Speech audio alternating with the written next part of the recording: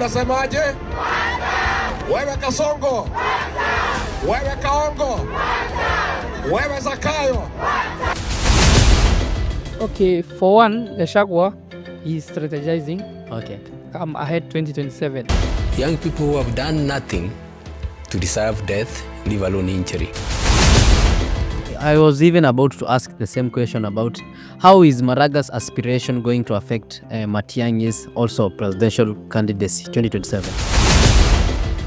Sisi maneno yetu ni mafupi tu. Tunasema tu two term. Ama kuna maneno mengine? Two term. Sio? Si tunangojea tu debe iletwe hata kama hatutakuwa na votes tutamuibia. Hiyo si siri.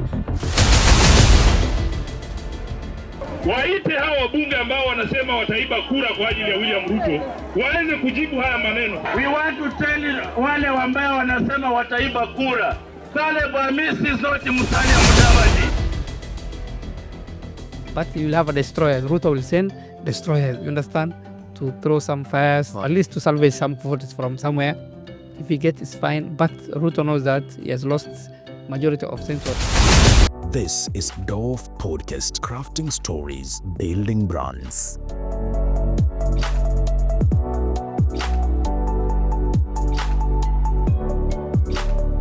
Hi folks, and welcome back as usual. This is called Dhof Podcast, and as usual, I'm your host Daniel Kihoro alongside Mohamed Ayanle. Mohamed Ayanle. Yes. How are you doing, sir? I'm doing fine, alhamdulillah. Dear viewers, welcome back again. Yet another episode, another show. We're going to make you happy. Last time, how was the show last time? It was fine, alhamdulillah. It was great, and really, and you can see our supporters and the topics we're discussing are really having a great interest here in Kenya. So we're there to go, and politics will be our business soon, inshallah. Okay. Today, we want us now to discuss about the trending of politics. You have seen Gachagua, 2 months tour, USA. First, you know you have not spoke anything since Gachagua went to USA. What is your take on that, on Gachagua's tour to USA? Okay, for one, Gachagua, he's strategizing. Okay. Come ahead 2027. Since he has court cases and his name is not cleared, maybe, to run a Kenyan political presidential space, it requires a lot of money, billions of Kenyan shilling. So to go and against established Ruto, he's going to be climbing Mount Everest. So to him, he has to go to the diaspora. They are the largest remittance money to East Africa or Kenya. And then in terms of income, the majority, they hail from Mount Kenya region. Okay. Mostly the US abroad, because they got those chances to go abroad. So to him, in one way or the other, he's an extension of Mount Kenya visiting tours. But in the name of, calling in the name of diaspora. Yes. But mostly he was speaking, as we see, he was speaking his mother tongue. Yes. So one way or the other, he was gathering resources so that, Alright. come 2027, it requires financial muscle. Even these demonstrations, you can't continue without Kenya. Everything is money. Okay. Mobilizing demonstrations, paying activists, all those things requires billions of money. So to sustain a war to Ruto's footsteps or to Ruto's steps, it requires a lot of resources. So I think, to me, in my own humble opinion, he's there to gather resources. He also there to reflect the past, because he was Peter a bit, and he's lost a big office. Yes. And then he was kicked out before he can assemble a lot of resources. Sure. Ruto was smart these 10 years. He just kept quiet. He was amazing to be one day to be number one. But for Gachagua, I don't know. Bahati yake ilikuwa mbaya, kilimramba. Sasa now, he has to drum the ship, which is Ruto sitting on. Yes. So he will has to do anything means, and that's the essence of those streets. But in one way or the other, he's also reflecting, and then they say, you have to be missed. Sometimes you just take away he was talking a lot lately in the last few years. Every week he's supposed to be now jibisana serikali, kuongea. So I think he wants people to miss him. That's why he took off a Sabbath. What do you call Sabbath? And he want to Leave. Leave. So that he was reflect himself from social media. So that by the time he's coming back, Okay. and a huge hero is welcome. That's maybe Raila's tactics. He's getting the tactics of Raila's playbook. Okay. Maybe to go and also to be missed, so that when he's back, his base, now he's most probably de facto Mount Kenya kingpin.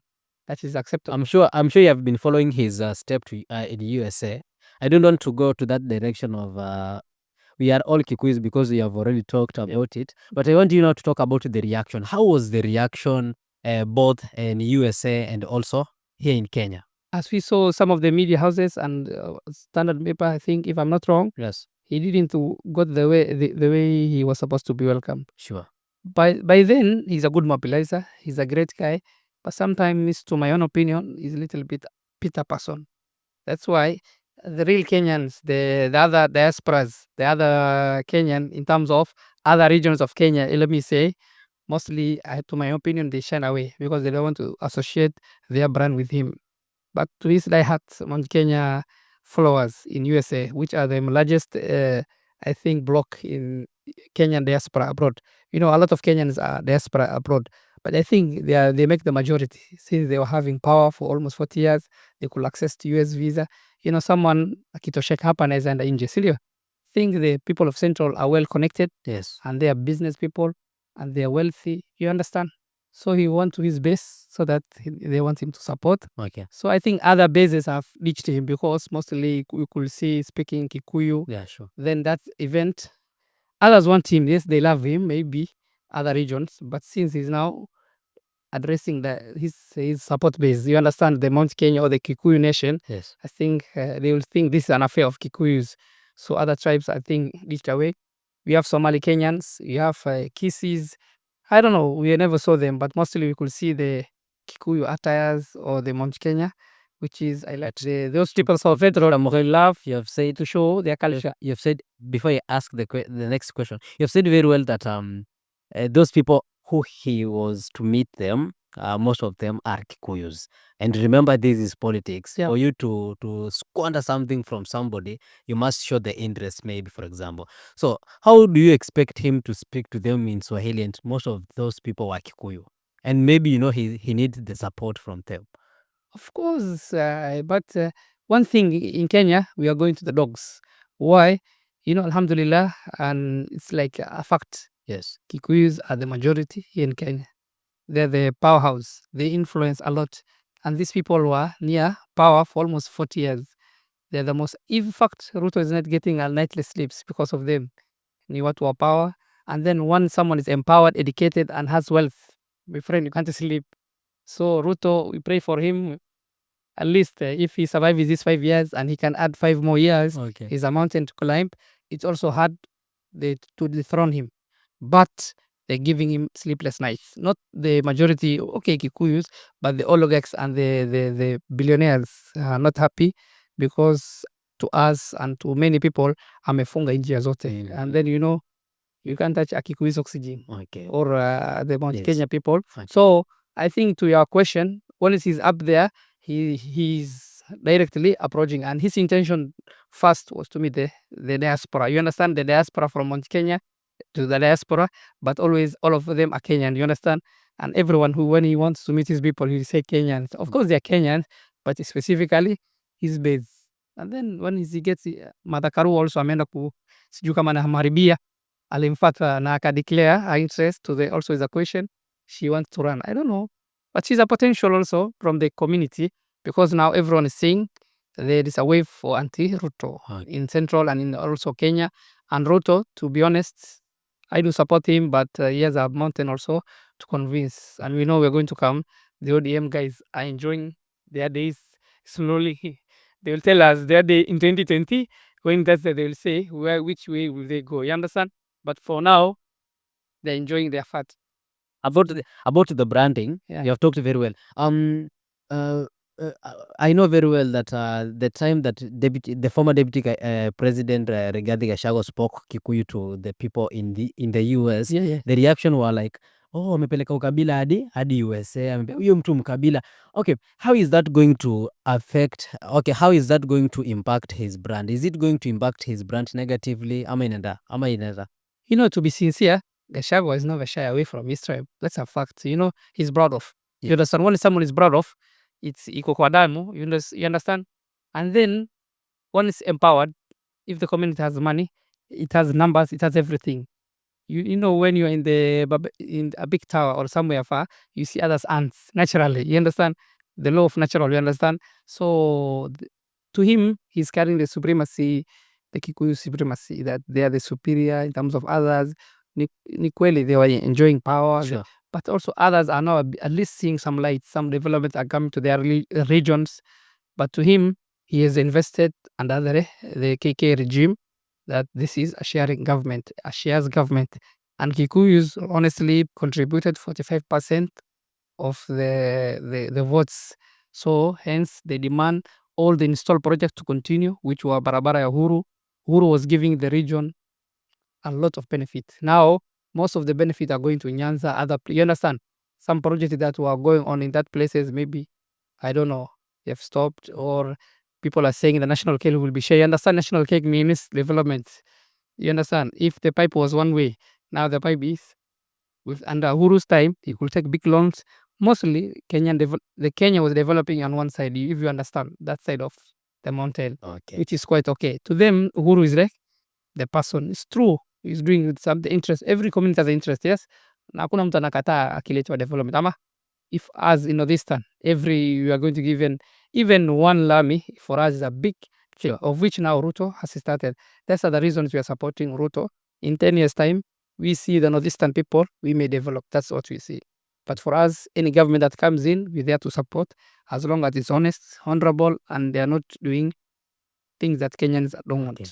I heard you saying that maybe he's going to look for sponsors. Because There's this question that was asked to Fred Matiang'i, the former CS for Interior, about does he have money for campaign? Then he said that he look for sponsors, well-wishers, and okay, like we want us to understand today, like how much do we need? Okay, like how much do a president need, for presidential candidate need maybe to run for or to campaign for the whole process? for a Kenyan president to campaign is one of the expensivest things here in the continent of Africa and in US. Okay. Comparing to even the ratio in terms of USA. Okay. Why? In Kenya, I think we can quote one of who's this MP, Jalas, Yes. was quoting, he told us that Matiang'i will assemble 1.5 billion Yes. to do a national campaign. You know, national in terms of Kenya is wide. Sure. He told the reporter then, watch, Yes. 1.5, because he's a Zizo now MP, he spent even locality 30 million. Yes. And it took him, before even the start of the campaign, his money was finished. That million was over. So to Jalas, of which to our understanding as business people and also economists that we get, 1.5 billion even could not run you a week in Kenya's economy, in Kenya's terms. Yes. Because here in Kenya, even the voters, you have to buy them out in terms of even assembling, showing others. You know, when you are competing with your opponent, you have to show that you have big rallies. Kuita hiyo rally yenyewe in Mombasa, you have to go and contact each sub-county, the leaders, kuna nini. So unajua, you hire them, you have to give them t-shirt. In fact, 1.5 billion cannot even ikununulie majezi. Kwa hivyo Kebaso hawezi kuwa president? Of course, you know, Kenya is and then you should have big boys behind you. You know, but campaigns requires funding, investors with you. You know, Moha, I believe that Kenyan politics is changing. Why? Because like for us, our mission is to get out Ruto. So we will use all means, whichever the candidate will be vying, ama wenye atakuwa na compete na Ruto, whichever atakuwa na pesa ama hana pesa, our mission tutahakikisha tu Ruto one term. Hiyo ndio Gen Z wanasema one term. I believe that online Kenyan politics is going to change, whereby they are not impressing the financial stability of a person, but online peke yake unaweza campaign through the popularity ama maybe the interest of the majority na unaweza kawin. How is what can you talk about that? You know, the real politics is in the villages. And Mr. PhD holder Ruto, he holds PhD and he has finished Moi School of Politics. You know, these vijana ambao kwa social media, sijui Twitter, they're very few. But that is analog. No, that is analog politics. No, they can shout a lot, but the real votes are 70% of the votes are rural areas. And then whoever going to reach those rural areas with massive resource, with massive campaign will have. And Ruto, what is he doing? Even the person I had saying that he can launch a transformer. But to that area, a village, a transformer is a big thing. Mr. Mohamed, allow me to use this example so that at least you can understand. allow you to use this. The generally I want to use this is a zero factor to Okay, allow me to use this example so that at least you can understand my question. I want to use a good example of Mumias East MP, Salasia. Naam. Sisi sote tunajua the story of Salasia. Salasia kama ni pesa mingi sana alikuwa nayo hata ikufika 1 million yenye campaign nayo. But that person was voted in not because he has money for campaign, lakini alikuwa voted in because of the sympathy, number 1, na number 2 ni through the online ama the digital space.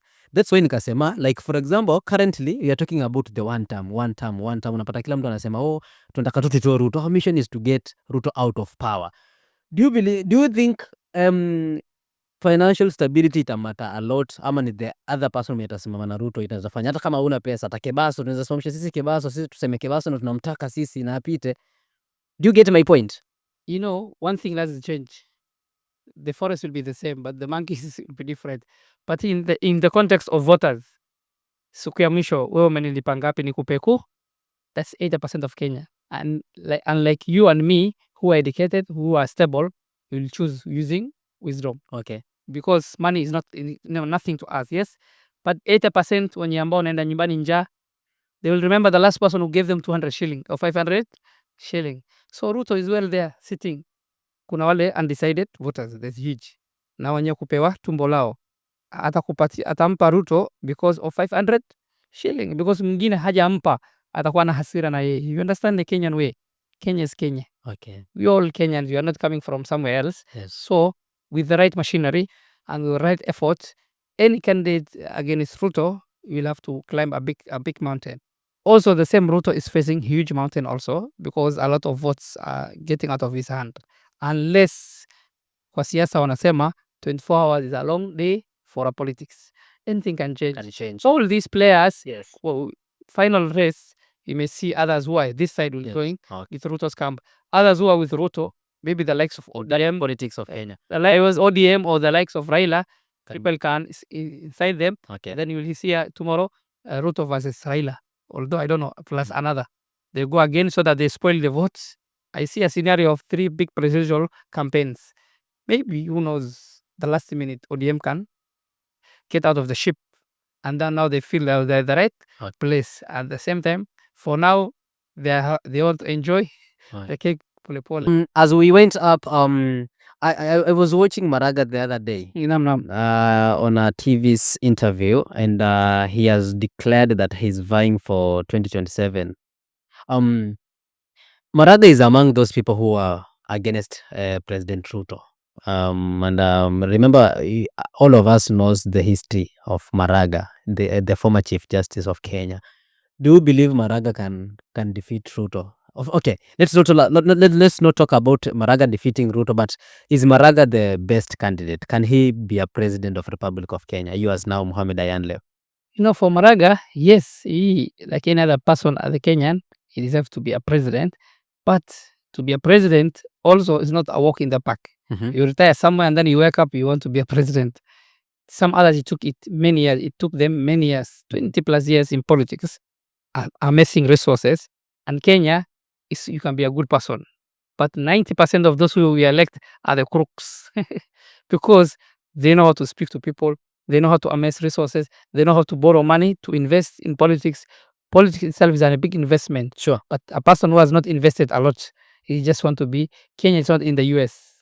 A US where people ideal democracy. You understand? I can wake up and vie for the president of USA because they are wealthy. But here in Africa, ninja.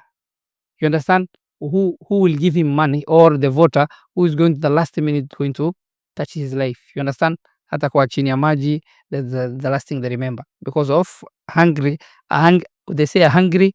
What is the stomach? A hungry stomach. Yes. You know, you want to be independent here. Yes. So if all of us were wealthy, we are millionaires, now the Maraga factor could have played a big role. Since now, 80% of Kenyan or 50 to 70% of Kenyan are living average life.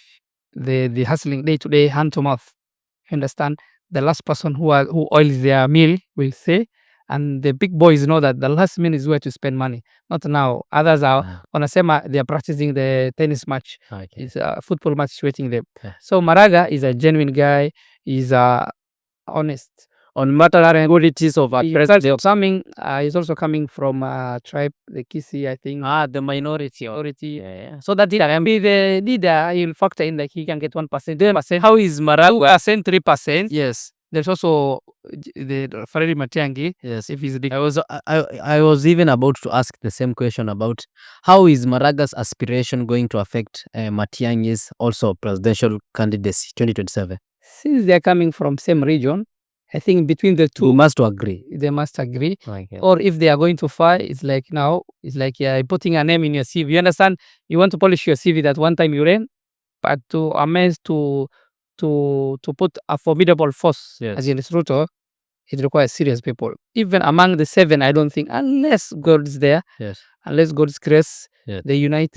I think a person who will have an influence will be Gachagua. Okay. But Gachagua, we don't know if the courts will let him the hook or he's going to be off hook. Okay. We never know, but he's going to be a big factor in come to. So although there is this wave is lying, Yes. and you never know Ruto's what is called the scorecard, if it's improving, if kahawa na chai inaenda vizuri. Although the people of Mount Kenya, they are under one woman. What's the women of Kikuyu mom? What is the name? Her name? Mumbi. Yes. You know, that is the reason all Kikuyus Yes. are a bit united, I think. So I think the Kikuyu factor, now currently they're rallying behind Gachagua. That is the Mount Kenya. Let's say, I don't want to name a profile, a community. Yes. Let's say Mount Kenya, because not only Kikuyu live in Central. Yes. Let's say Gachagua's Mount Kenya is now the current kingpin. We don't know who's going to come up, but you'll have a destroyer. Ruto will send destroyers, you understand, to throw some fires, at least to salvage some votes from somewhere. If he gets, it's fine. But Ruto knows that he has lost majority of Central. Whether he does, even if coffee becomes 200 shillings, Sure. To them is enough. And when they decide, the people of mountain, when wakiamua, wameamua. Hata kama unawaletea paradise kwa chini ya mguu, sahii ni ameua watoto wetu. That's the now narrative. Okay. And then the people of Central, they vote with emotions. Mara wanamtoa watu, sahii walimweka na wanamtoa. Na wakati wani ulikuwa wanampanish Uhuru, wamemweka. So hii kitu kutoa na kuweka is the emotional part. So I think in the next episode I want us now to talk about the IEBC. Then is Raila supporting Ruto genuinely? Ama una feel in game. Those are some of the things that we are going to discuss in our next episode, so that at least tunataka tuelewe vizuri maneno, kwa sababu ukipata IEBC kumekuwa na a lot of controversial stories. Tutaibia Ruto kura, IEBC yenye amechaguliwa Ruto amewachagua, it's not the legit. So I think in the next topic you are going to have. But wewe unaweza taka, wakati tunamalizia hapa, unaweza taka kuambia vipi timu ya kina Gachagua? Okay, for the opposition led by Gachagua, we want to tell them, or personally I want to tell them, dear opposition, this is the only Kenya we have. Sure. We don't want violence. We don't want disruption of businesses. If people want to get at someone, if people want to get power, sure, let them get through the right way. The right legal way is to wait 5 years, finish your constitutional order, because if constitutional order is bypassed, tomorrow another person from Central will be president. Yes. Okay. The people from Rift Valley now will say he must get out, or we're going to come and visit the State House. So we are getting our necks and throwing president out. That will lead to chaos, anarchy. That's what we don't want. The road we want to take for all of Kenyans is to be a democratic through the ballot. But tunasema one term. Hapo kwa one term tuko pamoja. Hapo tuko pamoja. For us from the northern part of Kenya, I represent the northeastern. Maybe others will have the one term. But I know you come from mostly the central part, and we have a different opinion, yes. But for us, if he brings the lami ametangaza, we are there for Ruto. Ile barabara ndefu ile kutoka gari for us, tushawekewa hata vumbi. Hata hiyo vumbi ikiona pia inatupa morali. So from the people from northeastern, I think there's that part of also you asking me as we discussed the lady who talked about it. I thought yes. Will it be the next? It will be in the next episode. The Wajir women. Yes. Abdi Fatma. So my partake is let us keep peace. Let us not protest. Protest now. Goons are taking over every protest. Yes. Maybe you may have a good intention, the Gen Zs and the opposition. Yes. You are genuine about your protest, but people are hiding under the wave. Okay. They're stealing others. They're causing him. Okay. And it can be the opposite. It can be yourself, or we never know. God knows. But there are people who take advantage of any protest. Nowadays, it's a cash cow. For others, they are gaining a political mileage. But for others, they are having a livelihood destroyed. Livelihood kuamsha tena. The likes of that mama ambaye amepoteza supermarket. Sure. She's from 300 million to zero. Okay. 300 employees gone. Okay. What have we helped? Nothing. Yes. So let us keep peace. Let us focus our Kenya. Yes. Through the ballot is the answer. Nothing else. Not through the gun. Not through getting people's neck out of State House will may solve. Okay, let's assume now we move the president out of the country. Sure. He's the uniting factor. Okay. People are 42 tribes here in Kenya. They will kill like animals. We will become the next genocidal country. Kenya sheria inatuzuia. So let us respect the law we have at hand. I think Kenya is the best country here in East Africa and Africa. The most democratic country. Sure. Yeah. Asante sana for your time. Asante sana Mr. Mohamed, and also thank you so much our audience for being with us since the beginning of the show until now. We have come to the end of the show. Also, I want to thank the production team starting from Mahir and also Rajab. Asanteni sana kwa kuhakikisha kwamba kipindi cha leo kina Mahir. My name is Daniel Kihoro. I was alongside my co-host Mr. Mohamed. Wanasemagaje? Until next time. Bye-bye. This is Dhof Podcast, crafting stories, building brands.